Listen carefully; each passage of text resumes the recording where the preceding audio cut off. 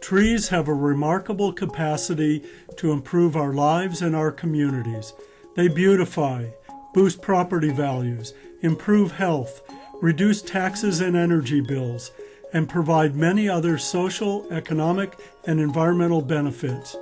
Trees bring feelings of peace and tranquility, complement the built environment, and soften unpleasant views.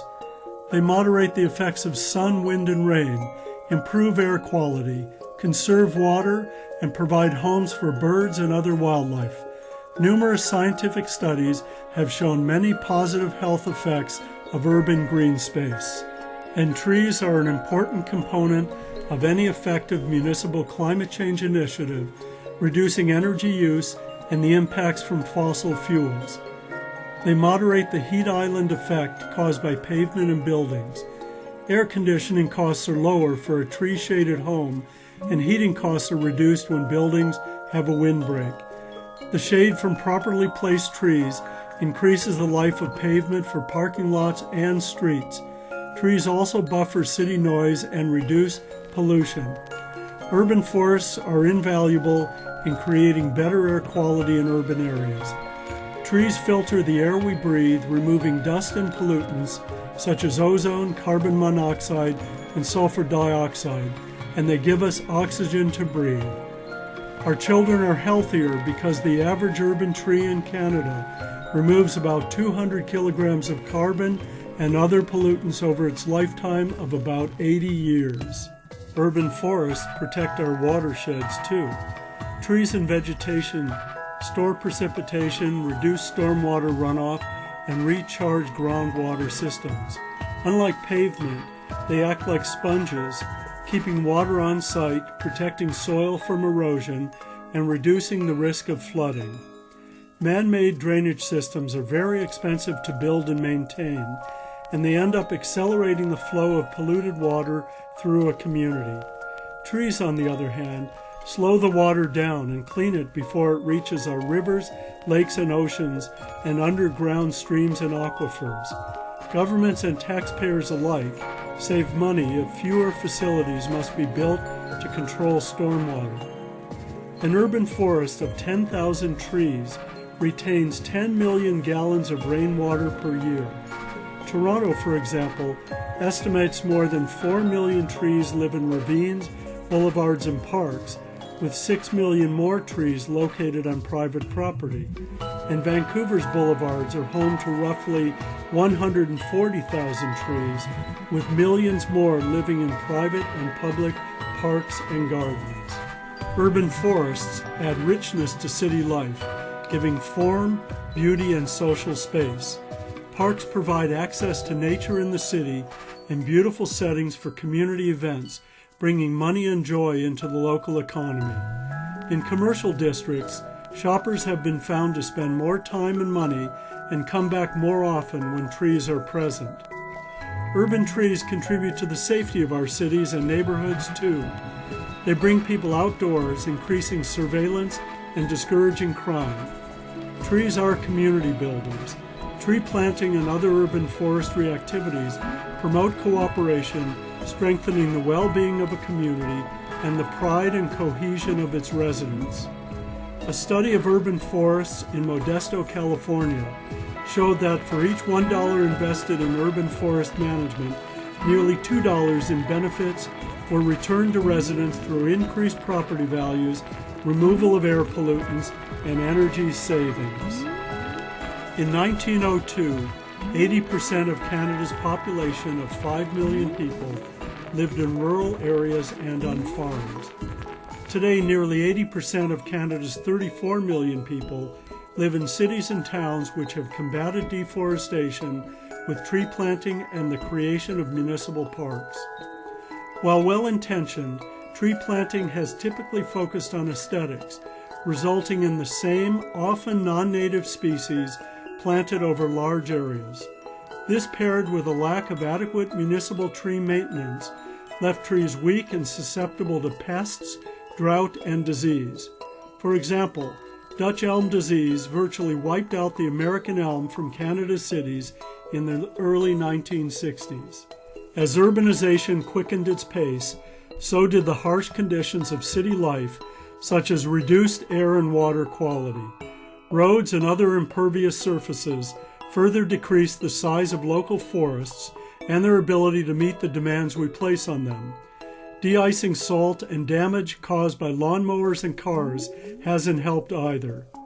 To add insult to injury, climate change is beginning to have a noticeable impact on our urban forests. They are now subjected to warmer and drier summer conditions and more extreme weather events.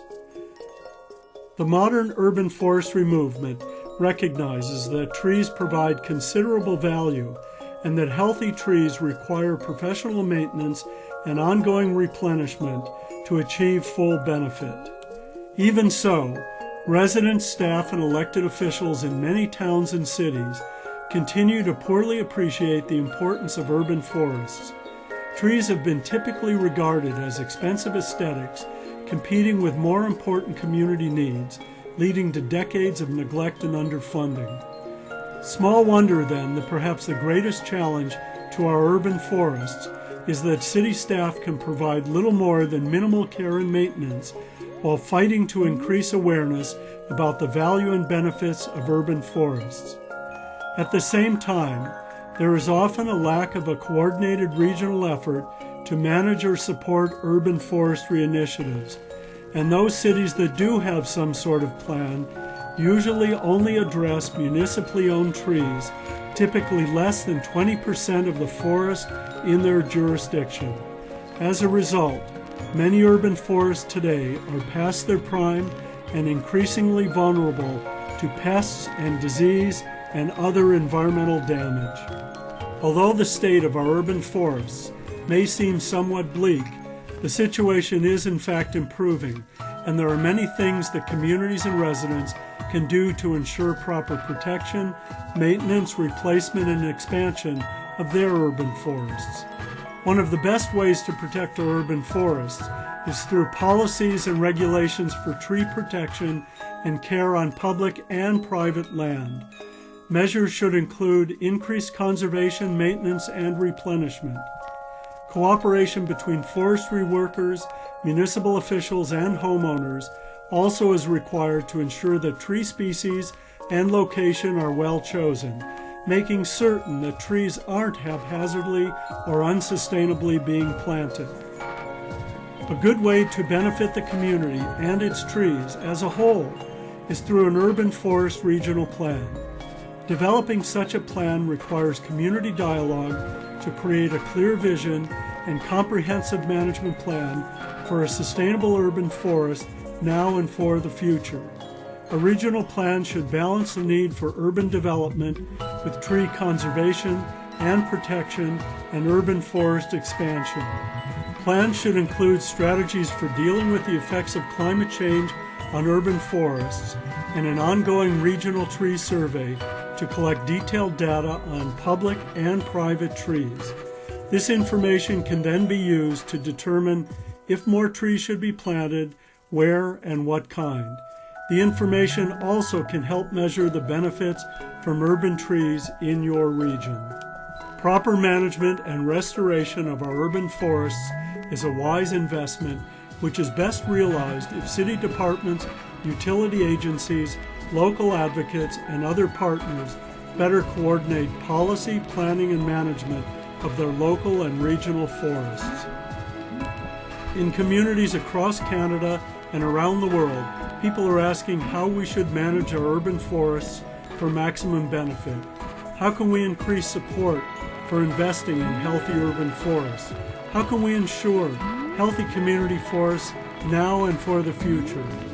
Let's zoom in and look at what happens when neighbors, city staff, local officials, businesses, and schools work together to improve their communities and their urban forests.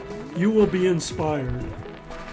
In the summer of 2009, Community Forests International, with the Evergreen Foundation and Renaissance Sackville, Nova Scotia, designed and planted a demonstration food forest at the Sackville Community Garden. Food forest gardening imitates the woodland ecosystem with an emphasis on edible and medicinal varieties of plants and fungi. Various useful species are arranged to fit all of the niches in the natural ecosystem, and the mutually beneficial relationships enhance productivity and resilience and reduce reliance on maintenance, such as watering. The Sackville Community Food Forest features two distinct zones. The apple-centered guild revolves around an apple tree, which forms the canopy of the food forest. It includes edible and beneficial mushrooms, the herb layer composed of culinary, medicinal, and insect-attracting plants, and a shrub layer, which includes nutrient accumulators, mulch plants, and food-producing perennials such as currants and gooseberries. The native species zone includes these same functional elements, but does not rely on cultivated plants. Today, the food forest is in its third year of growth and looking great. This initiative works well in rural or urban communities, or even in your own backyard. The Green Streets Canada Urban Tree Inventory Project was a valuable collaboration between the City of Duncan, British Columbia, and the Cowichan tribes to develop an urban tree inventory using a digital base layer map. The project included media and public consultation, a design competition, field studies, community participation, and an open house to present the study's findings. The project was such a success that events were attended by officials and dignitaries too. The most exciting result of the inventory was the creation of the region's urban forest strategy, a crucial policy-making tool. In addition to providing baseline data, the inventory serves as a management tool for existing trees, as well as future planning and development in Duncan and the Cowichan Tribes Reserve. The project also served to build a better relationship between the Cowichan Tribes and the City of Duncan. To help maintain a healthy urban forest, the City of Thunder Bay, Ontario, created the Citizen Pruner Program. Each year, 25 residents are chosen for the highly sought-after Citizen Pruner spots. The program offers an exchange of free tree pruning training for a minimum of 3 two-hour voluntary work sessions. Participants receive instruction and field training from a local certified arborist and a completion certificate recognizing their achievement. Under the supervision of the city's Parks Division, participants prune young boulevard trees to correct defects and direct stronger growth. This technique, known as tree training, improves tree quality and longevity while saving money in the long run. Structural tree training can fix many problems when trees are young, allowing for quick and easy healing. However, if problem branches are left to grow, they may become hazardous and require more expensive removal by contractors later in their lives. Pruners often draw attention due to their bright orange work vests. This is great for increasing public awareness of urban forest issues and programs. Volunteers are trained to interact with the public, explain what they're doing, and give tips to homeowners for personal tree care. Sandwich boards and pamphlets in mailboxes also contribute to public awareness. Volunteers also use their new knowledge and skills on private trees, which improves the entire urban forest. This investment in the future results in cost savings to the city and taxpayers and healthier trees. Youth in Mississauga, Ontario are gaining valuable urban forestry experience thanks to the Credit Valley Conservation Youth Corps. During the school year, the high school tree planting program works with the grade 10 science curriculum to provide learning through tree planting, stream restoration, invasive species removal, and other urban forestry projects. The Credit Valley Conservation Youth Corps' summer program offers week-long camps where students can earn required school volunteer hours through a combination of urban forestry projects and educational sessions.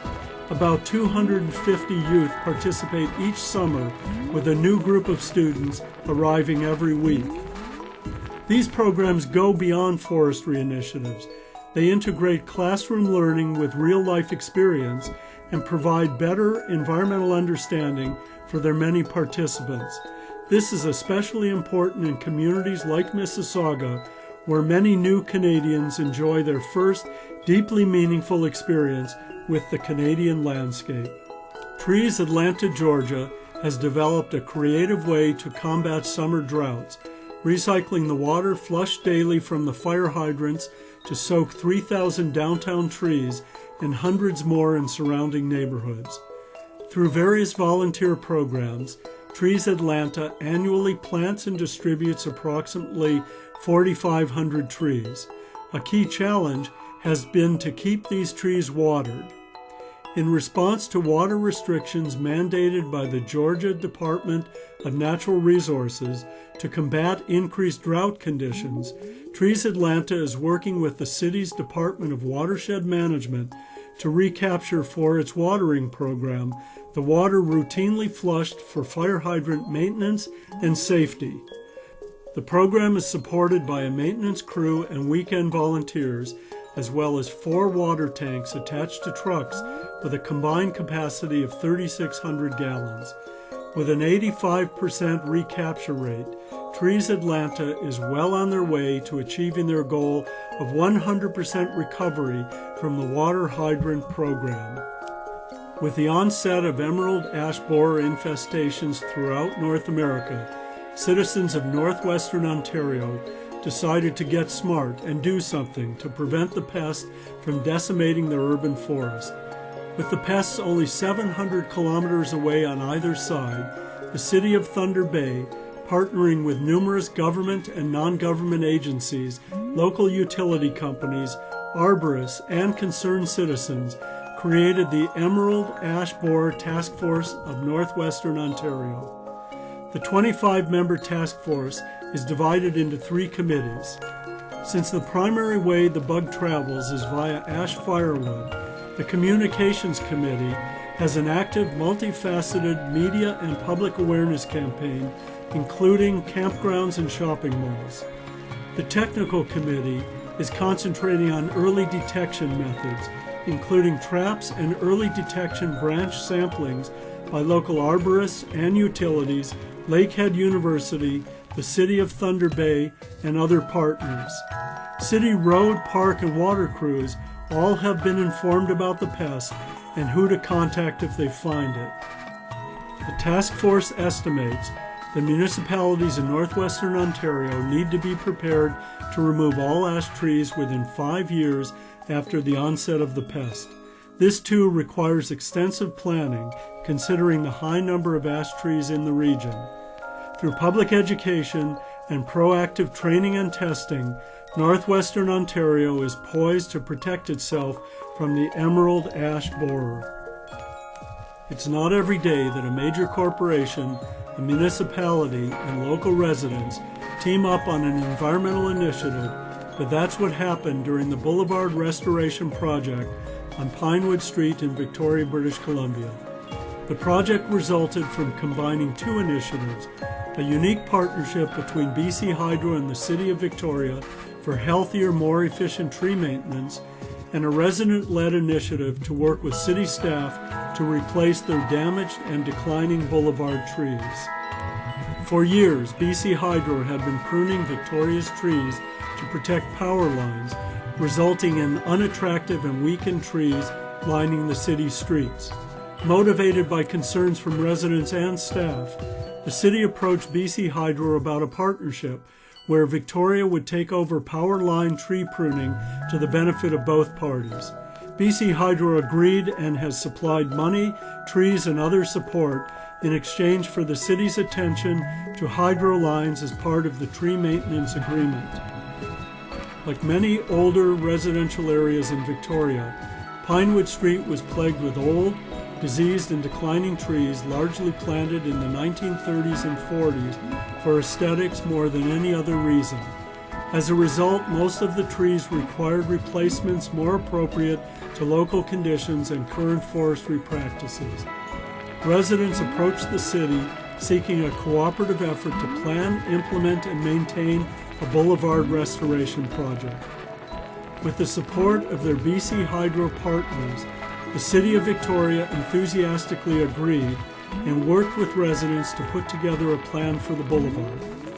After assessing trees on the street, City staff organized a series of on-site meetings with residents to choose species of trees that met aesthetic, power line, and urban forest needs and incorporated a healthy level of diversity in tree maturities, sizes, and species. What made the project successful was the excellent rapport among staff, officials, and local residents. It demonstrated that through cooperation, stakeholders are much more likely to support an initiative over the long run. Residents took responsibility for monitoring the trees for the city and watering them during drought periods. Mayor and council actively participated in the planting and are interested in applying this cooperative model to other neighborhoods. As a result, the trees on Pinewood Street will be healthier and better maintained, and the positive example will provide many benefits to Victoria's trees and residents for many years ahead. Trees Ontario is the largest not-for-profit tree planting partnership in North America, with the overall goal of restoring tree planting capacity by providing financial incentives to landowners and tree planting partners. Trees Ontario is also the lead agent for delivering the Ontario government's 50 million tree program, representing Ontario's commitment to the United Nations Billion Tree Campaign. This program aims to plant 50 million new trees by 2020 throughout southern Ontario to help mitigate the effects of climate change and grow a greener, cleaner province. Trees Ontario's community tree planting events originated following an overwhelming response to the organization's free tree planting workshops in the fall and winter of 2009. The planting of the 8 millionth tree under Ontario's 50 million tree program is a good example of a community tree planting event. Trees Ontario, Toronto and Region Conservation Authority, and enthusiastic grade 7 students from St. Ambrose Catholic School planted trees after learning the history of the site, proper planting techniques, and the reasons the particular species to be planted were well suited to the site. Once trees are planted, Trees Ontario's partners, in this case the Toronto and Region Conservation Authority, conduct survival assessments within 1, 2, and 5 years of the plant, with a goal of achieving an 85% survival rate. Trees Ontario's community tree planting events are very popular in communities across Ontario, with up to 100 participants attending each local event. Participants respond positively to the experience of being able to come out and give back to the environment and their community. Therefore, tree planting events are not only a great way for neighbors to get involved in their local community and participate in a fun and unique family outing, they are also great learning experiences contributing to a greener tomorrow. The Forest of Belfast was organized in 1992 as a partnership between central government, local authorities, the private sector, voluntary organizations, and individuals involved in tree planting and management around Belfast. Forest of Belfast aims to increase conservation and management of trees, tree biodiversity, and public awareness of the importance of trees in urban forestry by involving the community in tree planting, care, and management. The project has raised awareness of trees and forestry by donating more than 100,000 trees to plant throughout the greater Belfast area. However, the Forest of Belfast's most innovative work promotes the environment through folklore, heritage, and art. Public art has a vital role to play in increasing public appreciation and enjoyment of parks, woodlands, city trees, and gardens. Since 1993, the Forest of Belfast has commissioned more than 30 public sculptures as part of its Art in the Park program. The sculptures, built by local artists, are found in many of Belfast's parks. They are a powerful celebration of human relationships with wildlife and encourage residents to enjoy and respect local parks and trees. Started in 2003, the Million Trees program is a successful region-wide urban forestry initiative undertaken by the City of Adelaide in southern Australia to significantly enhance the city's sustainability and livability with a major greening effort throughout the metropolitan area. Working together, government, schools, industry, and residents undertook habitat restoration, public education, and various planting activities to engage, inspire, and involve everyone in their community. Grow a Great School provided teacher training, curriculum resources, activities and funding for living outdoor classrooms on school grounds. To date, approximately 160 schools have undertaken such projects that have included frog ponds, butterfly and biodiversity gardens, sitting circles, and bush tucker gardens to help promote Indigenous cultural awareness. After reaching its goal of 1 million trees, the community decided to keep going and now plans to plant an additional 3 million trees and shrubs in a campaign to reduce Adelaide's greenhouse gas emissions by an estimated 600,000 tons of CO2 equivalents and create and conserve habitat for These success stories, but a few, show us what healthy urban forests and communities look like at their best, creating a deeply personal experience, weaving important social connections, inspiring a collective sense of accomplishment and pride, incorporating undeniable beauty and essential sustainability, and contributing social, economic, and environmental benefits now and well into the future. The same benefits are being created in communities around the world. How about yours?